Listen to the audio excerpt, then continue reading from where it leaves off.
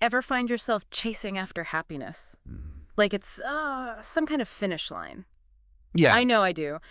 But what if there's a whole other level of joy we're missing? Like, Not just the, fleeting kind, but something deeper, longer lasting. yeah, more profound. Exactly.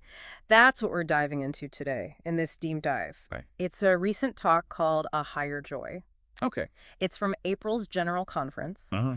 And the speaker, Elder Uchtdorf, has a real knack for weaving in these thought-provoking stories. He's good at that?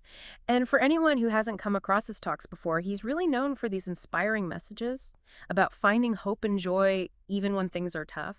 Hmm. And this one starts with a real humdinger. It's about the Wright brothers. Oh, okay. You know, those guys who basically invented flying. Imagine being their dad, Milton. Oh, man. Terrified, right? Yeah. Those early planes were, let's face it, pretty rickety. Absolutely. Yeah. You're basically like strapped to a kite. Exactly. But what's fascinating is that even though Milton was terrified, he eventually went up with his sons. Really? He did? Wow. He did. And up in the air, something changed for him. Fear turned into exhilaration. There's even this account of him shouting, "Higher, Orville, higher." Wow, that's amazing. Right, like he glimpsed something incredible, something he never thought possible. Yeah. And Elder Uchtdorf uses this story to introduce this idea of higher joy.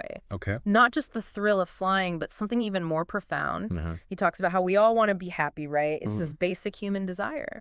But so many of us struggle to actually find it. Yeah. And it makes you wonder, what are we missing? Yeah, for sure. And it's important to, acknowledge that this talk isn't about, like, ignoring mental health challenges or anything. Right. It's not about slapping on this fake smile and pretending everything's perfect. Exactly. It's not about being like a robot. Yeah, right. exactly. In fact, he actually says that sometimes seeking professional help. Right. That can be a really important part of actually finding joy. Absolutely. It's not weakness, it's wisdom. Yeah, for sure. And he goes on to say that life has both joy and sorrow. It's just part of being human. It is, yeah. We're not meant to be like blissed out robots all the time. Definitely not. And I think that's a key point here. Okay. The talk isn't promising this blissful state where we never experience any sadness or difficulty or anything. It's about a kind of joy that can exist even when things are hard. Oh, That can give us strength, Yeah. when we're going through those challenges. So where does that kind of joy come from? Yeah, that's the big question.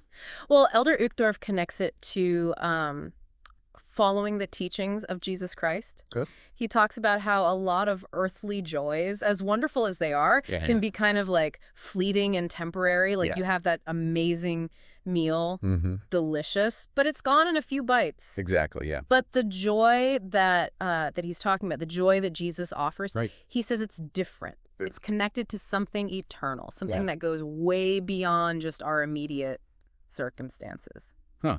I like that. Yeah. It's a good way to put it. This part really resonated with me. He talks about how true joy, It's not something we just like stumble upon. Yeah. It's something we cultivate. we have to be intentional about it. Yes. It's like, if you're looking for something valuable, Okay.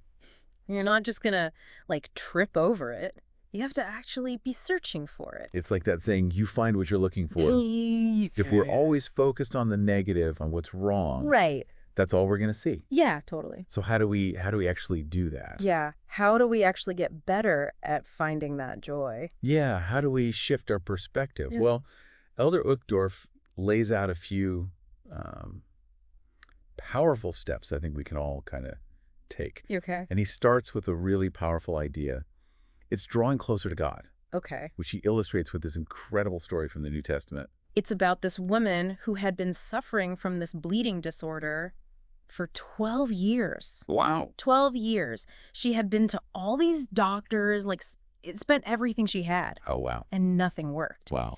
And then she hears about Jesus and his power to heal. Okay, yeah. And what's so interesting about this story, she doesn't approach Jesus directly at first. Really? She feels unworthy. Oh, wow. Because of her condition, she feels unclean. Yeah. She's struggling, right? And she doesn't feel like she can even like ask for help directly. So Yeah. she thinks, maybe if I can just touch his clothes, Just touch his clothes, yeah. even that will be enough. Wow. And you know what?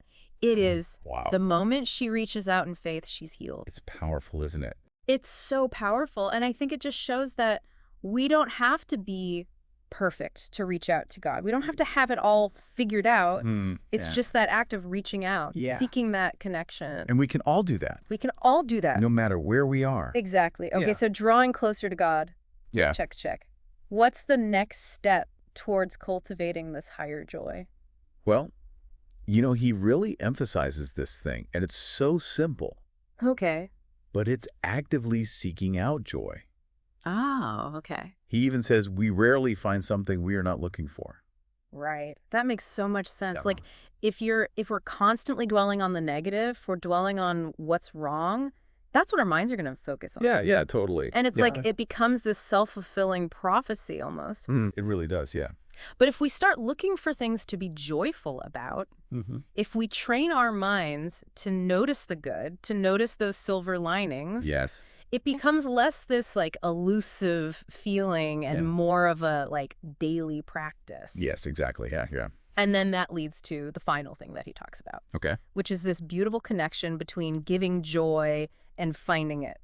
Oh, I like that. And he gives some really practical examples. Okay, like what? Like offering sincere prayers for other people, giving genuine compliments, making people feel, welcome and loved. Yeah, just those small acts of kindness. Yes, the small acts of service. They can have a ripple effect, right? Totally. Not just on them, but on us. Yeah, it's like that saying, the best way to cheer yourself up is to try to cheer somebody else up. Exactly. So to recap, draw closer to God. Okay. Actively look for those things to be joyful about, Yep. and then find ways to bring that joy to other people. Love it. 3 powerful steps towards cultivating this higher joy. Yeah, that's good stuff. Yeah. I think it's so interesting to think about, like, what does higher joy even mean? You know? Is it like this intense happiness all the time? Right. Probably not. Probably not. But maybe it's that sense of peace and purpose. That transcends your circumstances. That's deeper, yeah. Yeah. I don't know. It's something to think about. It is something to think about. And I think this deep dive gave me a lot to think about. Yeah, me too. I hope it did the same for you. Remember, even those small steps can make a big difference. They can. So what will you do today to cultivate a little more joy in your life?